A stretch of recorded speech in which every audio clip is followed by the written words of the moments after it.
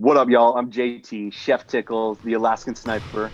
I'm here with your boy Chris Easy, Deuces -1, Chris Evans. What up? What up? We're joined here with our man, Big Daddy, the boy himself, Faraz Sani, What it do, baby? DB the Assassin, Sharp Knuckles. How's it going? And let's get into it. This is Hoop Session. What's up, guys? Welcome back. First podcast since we've had some live games. Super exciting.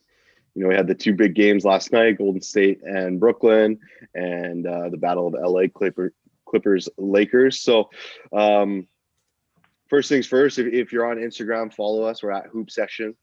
A lot of big games on tonight. We have 13 games. Pretty much the rest of the league is on playing tonight. So some games that kind of jumped out to me was Philly, Washington. We're going to get to see Philly in their new form, Washington in their new form as well.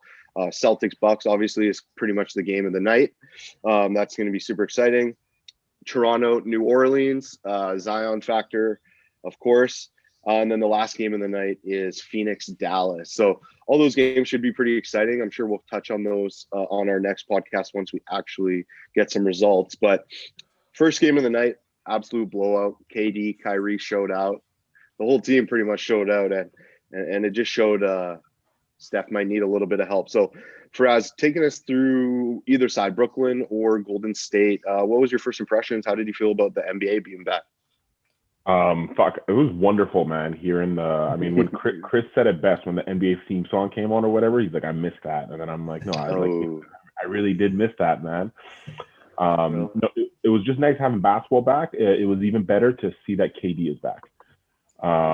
He didn't go off for like 45 or anything, but in those key moments, making those old KD moves, it kind of just looked like he hasn't really missed a step. That's dangerous, especially with Kyrie, who played unbelievable as well. And they gave a glimpse into what everyone thought was going to happen when KD first signed there.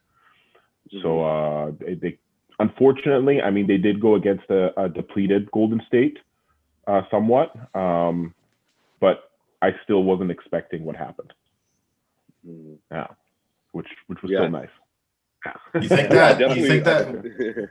Faraz, you think that Warriors depletion is just their team now? Like that's the Warriors team of this year of who they're gonna have. Like they're not really depleted if you think about it. They have Wiggins, Oubre, and Wiseman all playing. Curry's playing. It's only really missing Draymond. And Clay. Yeah, but Clay's been out. We know Clay's not playing. Yeah. So like Draymond's the only person that's going to be added to that team. So it's like, how much better can they be? I think Golden State played below what they will be for the rest of the season. For sure. They won't. Curry won't have another game like kind of like being off like this, but it happens every once in a while. But if Curry had gone off for one of his like patented like 40-point nights, this game might have been different. Like, yeah. But I don't think Curry can go off for that anymore because of those pieces around him like he had before, like the Clays, like the Draymonds, that you actually have to respect guarding, especially on that three. So he doesn't have that free range. I think that's what really showed last night for me for the Warriors. Yeah. Well, what it seemed like is like the system that they are still playing is the Warriors of a couple of years ago, where they have Clay and Draymond in the lineup, but they almost have to go for them to be successful. They almost have to go like Houston last year and just give Steph the ball every single possession. Wiseman, high pick and roll. Draymond, high pick and roll. Curry running around screens off ball, but then Andrew Wiggins is bringing up the ball on the other side. Like, it doesn't really make sense. Give the ball to Curry and let's see what he can do. Draymond's going to facilitate a little bit, of course. And Wiseman, it was literally his first game. He played 2 games in college, I think. So, DB, What did you think about the first game? I was impressed by Wiseman, and that was actually one of my points that I was going to say. He looks like a little bright spot for the Warriors right now. I think the Warriors underperformed, and I think they're going to do a little bit better moving forward in the season. I don't see that being an issue, but I think there's obviously just like a difference as well in the two teams. The Nets are just on that upper echelon right now, and unfortunately, the Golden State Warriors, they've fallen off that pedestal right now. They got to kind of work their way back into the playoffs and just grind for like a 6th seed and, make their way up again, right? Whereas 2, 3, 4, 5, 6 years ago, it was just always a given. They're going to be a number 1, 2 seed, and that's that, right? So it's definitely going to be different on those guys. Those young guys on the Golden State Warriors really got to step it up. Kelly Oubre has to step it up, in my opinion. I think he has the potential to be a really good player, a good piece on any team. So overall, I was underimpressed by how the Warriors came out, and I expected nothing less from KD and the Nets. So yeah, definitely. Like you said, the Warriors underperforming. Oubre and Wiggins went combined 2 for 22 from 3. So, obviously you're going to assume they're going to shoot a little better than that, especially from Oubre. And Curry, like you said, if he came out with a phenomenal night and dropped 30 something, then it probably would have been, okay, Curry's going to carry this team the whole way, right? So still a little early. Wiseman looked really nice, actually. I think obviously his timing is not quite there. I saw a couple of plays where he was looking for kind of like a drop pass from like the driving guard, but they actually threw him like an alley-oop, and it was kind of just like an awkward catch. So just kind of getting used to that kind of stuff. I think playing more with Steph, that's going to happen. Chris, anything else from that side of things? On the Warriors side, not too much. They really, for me, as I think for everybody, they underperformed. I don't think they'll do any damage this season if this is the sort of route they're taking going into the rest of the season, with Curry playing 30, 35 minutes a game kind of thing. But like, he'll have obviously those 40, 45 point games where you're like, holy shit, the Warriors are back. But then there's going to be more of these types of games, I think, than the strong games from them.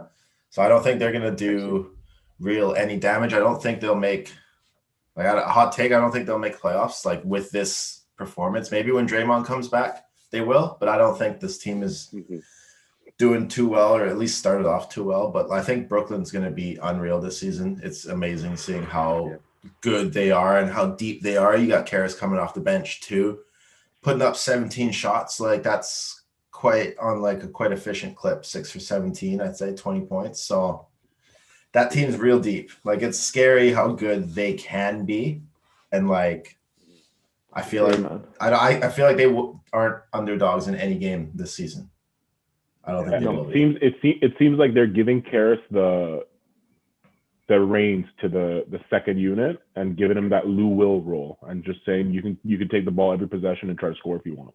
Yeah, that's what it seems like, to get a bucket. Like, that's just all he does. He comes in, just gets a bucket. Like, it's kind of nice, man. It's nice and easy to do as well when you already have like a 15-point lead, and KD and Kyrie are sitting there waiting to come in at any point, right? It makes your life so much easier. That weight is kind of lifted off your shoulders. You go out there and you play basketball again, right? Where you could just go out there and just cook people. So as a fantasy owner of KD, I didn't like seeing that because he sat very early. And going up against Chris with Karis LeVert, that kind of stung too. But the Nets are just a good team, man. They're gonna be a number 1 or 2 seed in the East, in my opinion. I don't see any other way. Yeah. They looked like they were already rolling. You know what I mean? They didn't look like a first game of the season, adding 2 starters essentially as well, right? So I was super impressed by them as well. You guys all touched on Karis LeVert. That was kind of the big one for me. Chris, like you said, he was super efficient, but I think in the third quarter there, or second quarter maybe, he kind of had like 3-4 buckets in a row, and it was just like his time to take over for that, like, exactly. Given 8 minutes. He also had 9 rebounds, 5 assists as well. Like, he played a really solid game. And DB, like you were saying, in terms of fantasy, KD was also pretty efficient as well. He had 22 points, but he only played like 27 minutes, and same with LeVert, right? So it looks, something that was surprising to me is it looks like they're spreading the minutes a lot more than I thought they were going to. I actually, like, seeing KD and Kyrie off at the same time was a little surprising, actually, but maybe it's just game circumstance. They're up so big already, but it just looked flawless, man. It looked like everything was on the right path. Like, there's a couple alley-oops,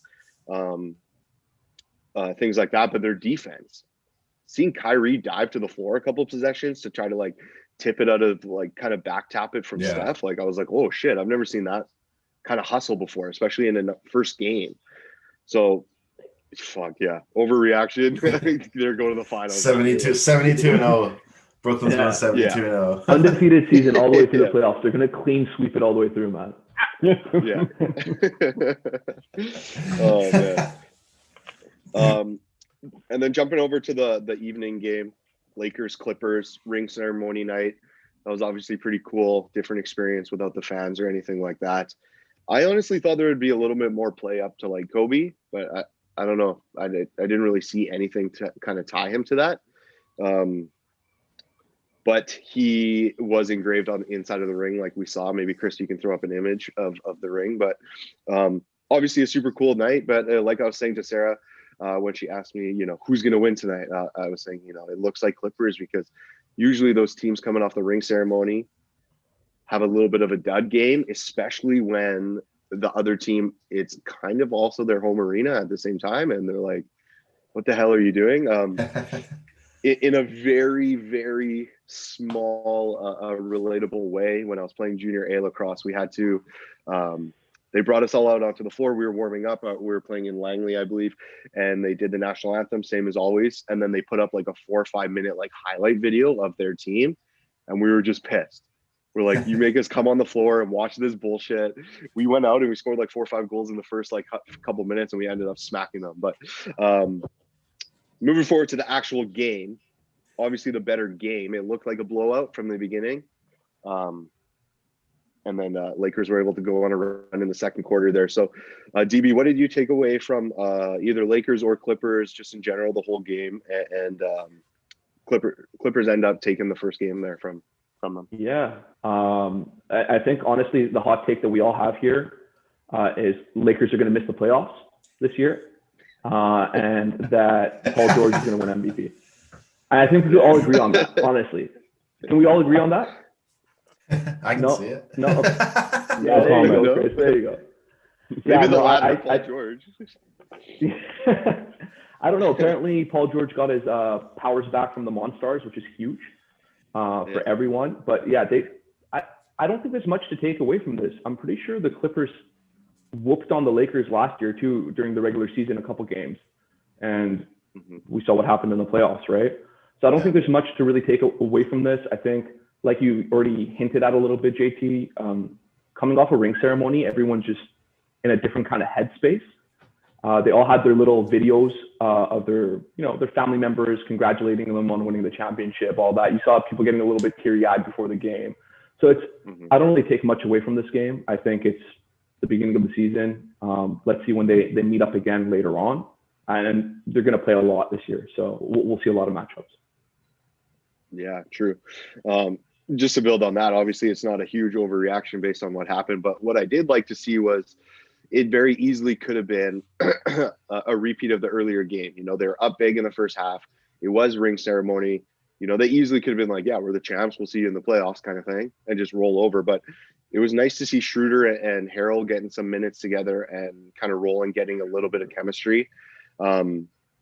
AD had a bit of a dud of a game overall, but he was guarding Kawhi most of the game, which I found really interesting. So that was a cool little dynamic, because Kawhi was guarding Braun down the stretch. So there's a little bit of switching around. But like you said, man, Paul George, what the hell happened? I think he was just like revenge, right? Like this was his NBA Finals last night.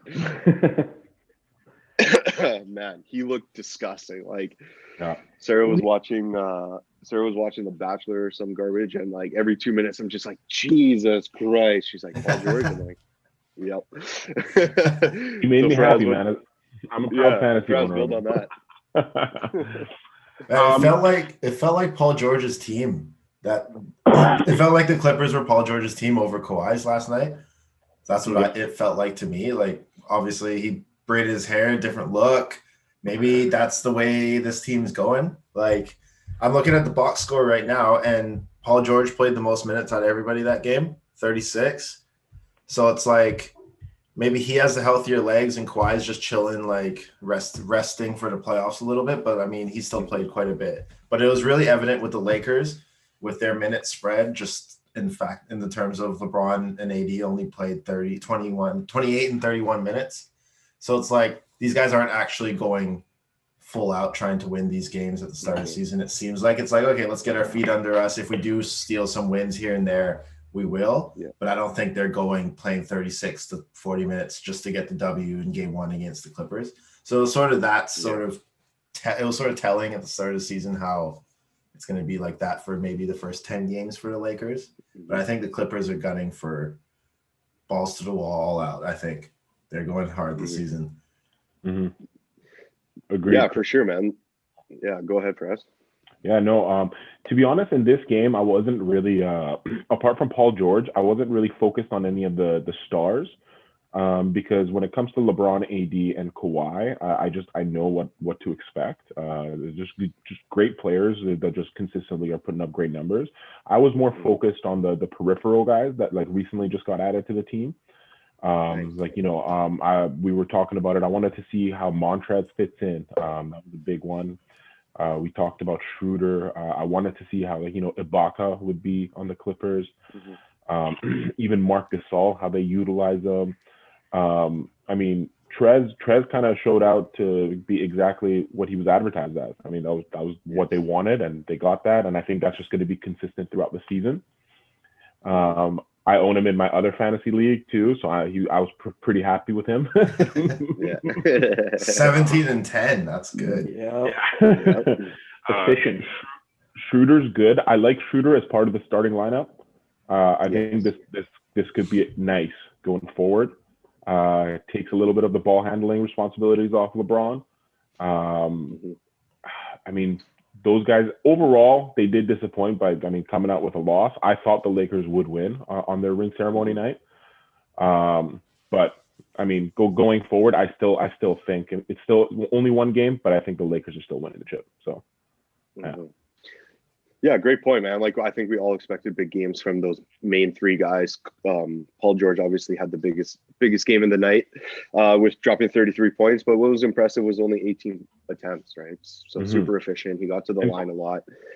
And Chris, what you were saying, it kind of felt like PG's team. I feel like it was kind of like Kawhi's team in the first half, Paul George's team in the second half. I feel like they split very well. Like there was late kind of second quarter where it was Kawhi who got like 3-4 buckets in a row. Just like, fuck. Like they just Lakers just couldn't take the lead at all that game. Because Kawhi had 26 points himself. So he had a very nice game himself where he was kind of hitting those turnaround jumpers with AD guarding him the whole night as well. Faraz, like you were saying, it was exciting to see Trez there, Schroeder, Gasol, etc. Horton Tucker got some minutes. I think he's going to be kind of a topic because he's on the Lakers for most of the year. Ibaka, I'm a fantasy owner of him, so that was nice to see from him. But yeah, what I saw was a kind of big random piece that I think went underrated in the offseason, Nick Batum. I think he's going to be really solid for them, man. Like as a fourth, like kind of fifth option, like, yeah, okay, I'll take him 100%. Obviously, he's still super overpaid. And he's a little bit aging, but he's, Kawhi, Paul George are literally your position. You still have Morris, Patrick Patterson played a lot of minutes last night. So I think he's in a situation there where he can help a Clippers to be, to just kind of be that extra piece that pushes them over the edge. Reggie Jackson played well also. So I'm just happy it was a close game, just in terms of entertainment. I didn't get too upset about the loss because game 1 of 72 plus however many more to the conference finals, so looks super fun. Excited about tonight. We got some big games like I kind of touched on, but we're going to also talk about who had the best play of the night last night. Just NBA's back. A lot of people kind of consume their NBA just through Instagram without actually watching the game. So, Faraz, what did you see as kind of like your biggest play, biggest shocker of the night? Even though he had a dud of a game, Oubre's putback dunk on KD, that was pretty dirty. I mean, I say on KD, but it's like KD wasn't even looking. He was trying to get a rebound, and he just comes in and dunks on him. So it's not, it wasn't really on. Yeah. But he still got the body and he still put it in. And what I loved was because only a few possessions earlier, he tried to go for another dirty dunk, but he missed that one. He didn't. And I think we're going to see a lot of this season. Yeah, man. I think that kind of just put on profile what Oubre is going to bring to Warriors. That we all love Clay, but he doesn't necessarily bring is like that energy, right? Obviously, he struggled last night, but he'll crash the boards. Left hand too. It looks a little different because he's lefty, and on KD it looked nice. But literally the next play, he got a tip and that throw ahead. for a breakaway kind of flush dunk as well. Yeah. So Kelly Oubre, hopefully he's going to have a lot more of those. We saw some big ones on PG and stuff last year. DB, take us into your best play of the night. My best play of the night, I had to include KD somehow. It was his night. I think the whole NBA knew that it was about him that night. I think his best play was his little lob to DeAndre. Just to touch on how like DeAndre is going to have a great season this year. I know he's been sitting out. I know like people haven't heard of him for a while and they think he's an old man essentially at this point. His athleticism's gone. I think he's going to have a really good year with Kyrie and KD just taking all the attention and just giving them those little baby lobs all day. So yeah, I think that was the play of the night for me for sure. A lot more of that to come. Is that the one where it was the pass came to KD and he kind of just like touch passed it up? Yeah, he just kind of he just put it up like that. Yeah, the attention just came to him. As soon as he got it, everyone's just like, "Whoa, KD!" And DeAndre just by himself. Exactly. Yeah. Well, that's the advantage of a 7-footer throwing a lob to a 7-footer, right? It's like maybe if Kyrie throws that, it gets tipped. Oh man, yeah, I agree. I definitely agree in terms of DeAndre slander. Like he was on the Nets last year and they just weren't good. So fair enough. And he's been in the league a while. That's why we see him as old. I don't think he's particularly that old. Chris, what was your kind of biggest takeaway from the night?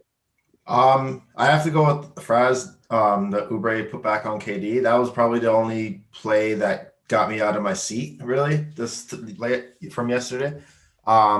It's really nice seeing the Warriors have somebody who can do stuff like that, like Oubre. Like it feels like it's going to be a shift of dynamic for the Warriors from going just from like around the perimeter to actually like crashing the boards and getting putbacks or getting like rebounds and putback dunks kind of thing. So I think that's going to be a full change in the culture of the Warriors, especially this year with no Clay on the team. So there's going to be Steph dribbling around the 3-point line, putting up threes, but he'll also have those guys who crash the boards, who can throw lobs to and all that stuff. So that's going to be an exciting thing to watch about the Warriors, but also it's going to be a bit odd to see like they're not really going for all the threes all the time kind of thing, because Oubre and Wiggins aren't the greatest 3-point shooters percentage-wise, I don't think. So it's going to be different, right? Which is going to be fun to see. Right, especially now it seems like they're going to play with the traditional big with Wiseman too, right? So he hit a couple threes, but my biggest play of the night was, you guys notice when LeBron kind of turned his back on KCP shooting free throws and he was just staring at the Clippers bench? I thought he was kind of talking smack with Kawhi for a bit, but I think he was just joking around with Ty Lue. Sarah was like, see, it's those moments where you're like, hey, this guy's kind of like an asshole. Like, I'm like, it is to the casual fan. That's where you can see those moments. Or, when LeBron kind of throws his hands up when he wants a call, where you just visually can be like, oh, this guy's like, what the hell, right? I'm like, but you don't know. That's his coach from Cleveland, right? I think he was just joking around as the first. And it's LeBron. I think there's a little bit of jawing going. It's LeBron, yeah.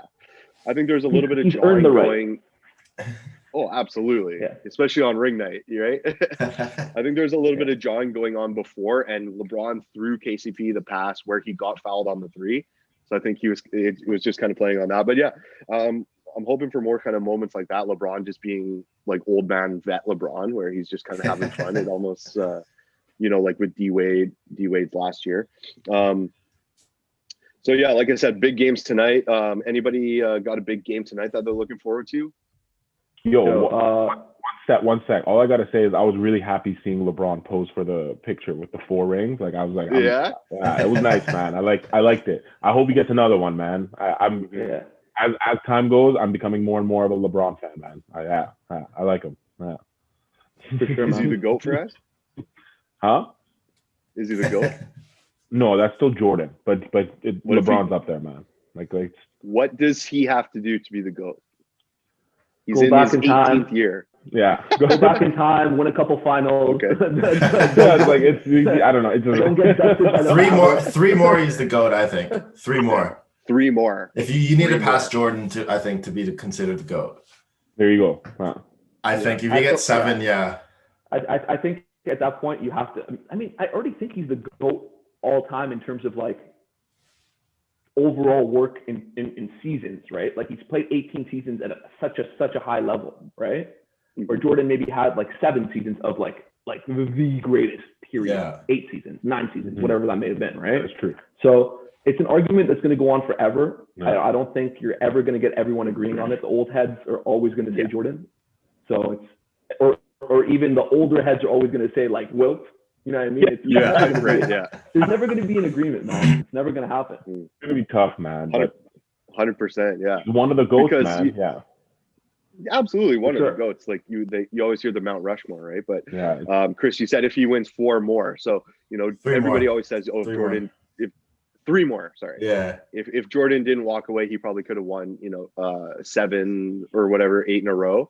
So if LeBron goes and wins 4 in a row, if he wins 3 more, Kobe didn't win 4 in a row, Jordan didn't win 4 in a row. No one is he the GOAT then? That's crazy. Yeah, 100%. If he can win 4 more and he wins or 3 more, and he wins that third one in his 21st year, having the same seasons that he wins, like of course he's GOAT. Yeah. There's one factor that we gotta acknowledge there as well. Is he gonna win his next 3 with being LeBron like he is right now, or similar to right now? Then 100% he's the GOAT. Yeah. There's no even question about it. Mm-hmm. But if he's going to be maybe a guy that kind of rides AD and another superstar's coattails to 3 more championships, then maybe you don't get considered as highly for that, right? You're not the actual MVP of the finals. You're not the guy or the second option. That's different, right? But if LeBron continues like he is right now and wins 3 more, even I would have to say he's the best. Like even I would have to I would have to. I just have to. Yeah, I'd make the argument a lot more. He would still have those 6 losses in the finals, but like you said, DB, it's never going to be agreed upon. It's always, and that's the fun of it, right? We can always have these discussions about what ifs and all that kind of stuff. So one thing I will give him though is, has there been another player who in their 18th season is still the best player in the NBA? Yeah, I don't think there has been, right? Where it's just like no. Honestly, it's because KD's injured. If KD was fully healthy like 2 years ago, different story maybe now. I would say maybe KD would be the best player. But just looking at it as it is now, with a clear conscience, I can say just LeBron is still the best player in the NBA. Yeah.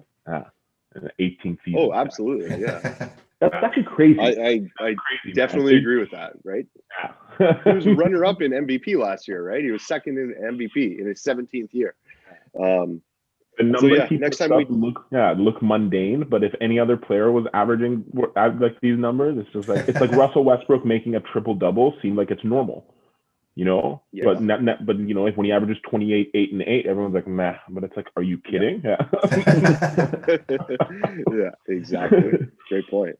Yeah. So boys, next time we talk is going to be Boxing Day. So we'll go through all the Christmas Day games. Obviously, that's going to be super exciting. So before we sign off here, hope you guys have a good Christmas. Obviously, it's going to be different without a whole ton of family and whatnot. Let's not get too deep into it. So Bonnie Henry comes after us, but love you guys, and I hope you have a good Christmas. And then I'm really excited to talk about Christmas Day games with you. Sounds good. Love you guys. Merry Christmas. Merry Christmas, everybody. Happy holidays. Love you. Mwah. Peace out. Follow us on Instagram at Hoop Sesh'n. Thanks for stopping by to sesh with us. If you like what we're doing, like, share, subscribe, tell a friend, tell your neighbor, tell your dog. Peace.